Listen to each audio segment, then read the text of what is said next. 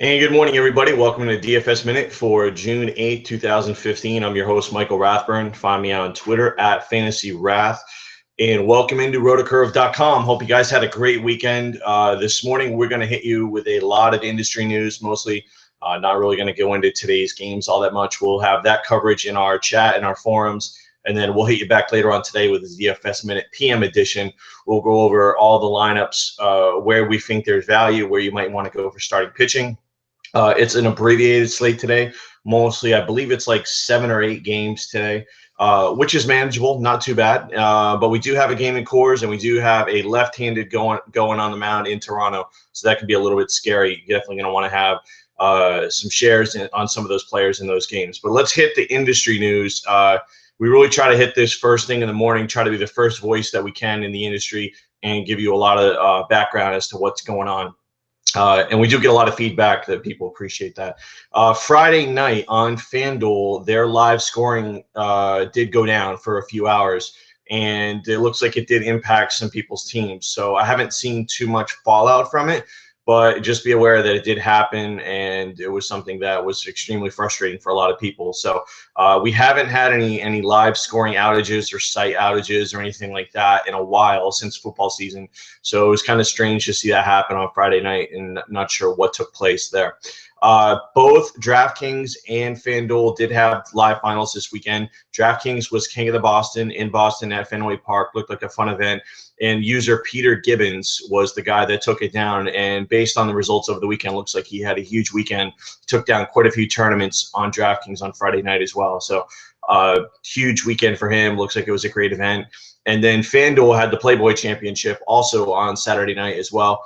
And I'm really excited and happy to say that Fantasy Alarm, Jeff Mans, Ted Schuster, and the whole group over there were the ones that took it down. The great thing about these guys is they've been such a huge supporter of daily fantasy sports from the beginning. They were one of the first guys to talk about it on their SiriusXM fantasy sports radio show. They were one of the first guys to put me on the air and give me dedicated segments talking about daily fantasy. So they really have a big special piece of my heart for daily fantasy sports.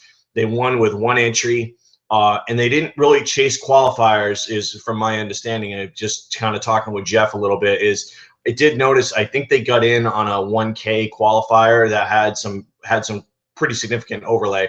And that was kind of what they had done. They had picked their spots with some of the higher price qualifiers that had overlay, so where it made sense for them to really go for it. So was really happy to see those guys win, and they won it without having to stack cores. They actually took some Cincinnati Reds, mixed it in with David Price and a couple of Tigers. So it was really cool to see that.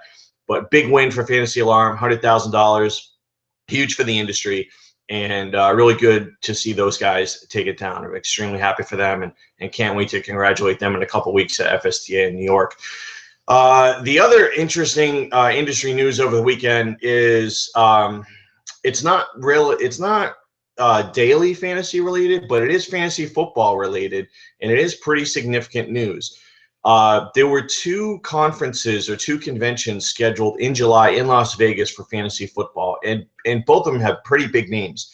Now, one of them was called the FFC, or Fantasy Football Conference, I believe, and it was led by Tony Romo, and it was supposed to take place at the Sands in the Venetian. This thing's been planned for months, and all of a sudden, I think it was on late Friday night, because I got wind of it initially from Scout.com and Scott Atkins, and then I started putting it out, and it seems like a lot of other people did pick it up after that, is that there was a situation where the NFL came out and said, we don't want our players participating in this because it's at a casino. And evidently, one of the stories that came out was something about it didn't have a gaming license. Well, you knew it didn't have a gaming license when they scheduled this.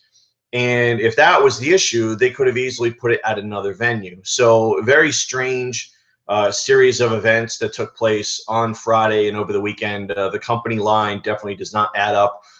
Dez Bryant had put out a tweet, and since it was deleted, I'm going to basically, paraphrase it here, but they make a lot of GD money off of shaking my effing money or something like that, something along those lines, where he was pissed off. He said, wow, they make a hell of a lot of money on fantasy football and the players, and they're not letting us do this, so it's kind of strange. And I don't blame Dez Bryant for doing that and saying it. So it does seem very contradictory. Now, the NFL did come out and say that they're going to redo this supposedly next year in LA in the middle of July. I just think it's very strange that there was 2 conferences in Vegas basically scheduled back to back, which didn't seem like very productive to begin with anyway. But it kind of goes into what we talked about on the State of the DFS show last week, and that on Thursday that we have posted over in the forum is, I made the prediction. We did some crazy predictions, and whether or not they come true or not. But one of my predictions was that the NFL is going to get involved in this daily fantasy space, this weekly fantasy space. I think that they're not going to get the wagon hitched to one of the FanDuels or DraftKings of the world. I think they're just going to do it on their own and keep all the money for themselves. And I don't know when they're going to do it. I don't know if it's going to be this year or perhaps next year, but that's just my gut feeling on that. Is I think the NFL is just going to come in and take over and really try to capitalize. And then they can control the brand, they can control the product, they can promote the product, and it just looks a lot better for them to promote their own product on all their platforms than somebody else. So that's my take on it.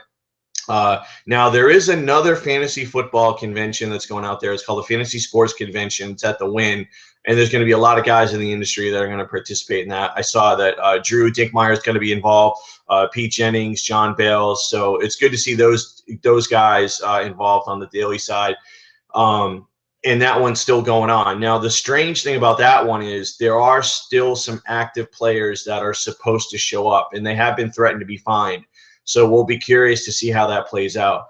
The other industry event that took place over the weekend was the Belmont Stakes, and American Pharoah did take down the Triple Crown.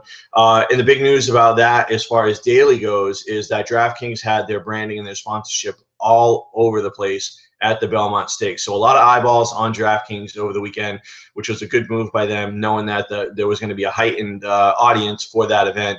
One of the things that came out of that, and I believe it might be on DK TV on their YouTube, was a hilarious video where they were interviewing, I forgot the guy's name, Bob something. He's one of the guys, he's one of the main guys for horse racing. Older gentleman that's won a lot of horses and won a lot of races. But the funny thing about it, it's about a 30-second video. Jonathan Bales, who's affiliated with DraftKings as a DK Pro, was in the background of the video and was basically shamelessly plugging or bombing the video with a DraftKings logo, which was classic. And then you've got Ethan Haskell, who's a DraftKings employee, in the background with a cell phone, with a DK logo kind of like taped to the cell phone. It's hilarious. I must have watched the thing about 10 times and laughed my ass off. But just really, really funny stuff, and good to see those guys have a good sense of humor in the industry. We did run a fantasy score, free roll. Fantasy score is the daily site affiliated with USA Today and the Connect Group. Cool stuff Friday.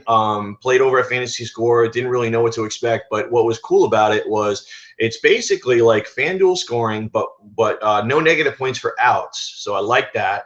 It's 2 pitchers, which everybody hates one pitcher on FanDuel for the most part, or gets frustrated with it. Maybe hate's a strong word, but one pitcher site does frustrate people. So Fantasy Score is 2 pitchers. It's pretty much FanDuel scoring, but no negative points for outs.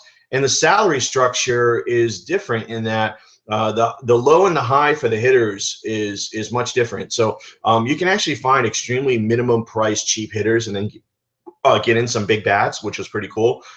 I like building a lineup that way. If I'm going to drop down and take players at $1,600, I want to be rewarded being able to take some of the high-priced guys. So I think it was pretty cool. I'm looking forward to working with Fantasy Score even more and meeting those guys up at FSDA in New York. Know most of them already, but eager to sit down with them and see what we can do moving forward. But I really like those guys, and I like what they got going on, and I think it's definitely something that we're going to do again. It sounds like we may be running another Free Roll Friday. So be on the lookout for that, and we will promote that on rotocurve.com. The other thing tonight, before I head out, is Summer Games Special on DraftKings. One of their tournaments tonight is part of the Summer Games Special. Very cool promo. $5 entry, $250,000 prize pool, $100,000 to first place. Max entry is 200, so you can only get 200 entries. So Max Stilluri is already in for 200 in case you were curious. But, you know, it's a 57,500 entry total. So it's only, he can only have, you know, or somebody can only have a 0.3% of the field, which is good. So pretty cool what DraftKings did. You know, they came in, they did put a clamp down on the multi-entry, but still allowed 200 to get this thing filled. And for a $5 shot to win 100,000 is pretty cool. So definitely going to fire an entry in that over there and see what happens. But we'll see you back later on today for the DFS PM edition, DFS Minute. And as we always say here at Roto Curve, stay classy, DFS.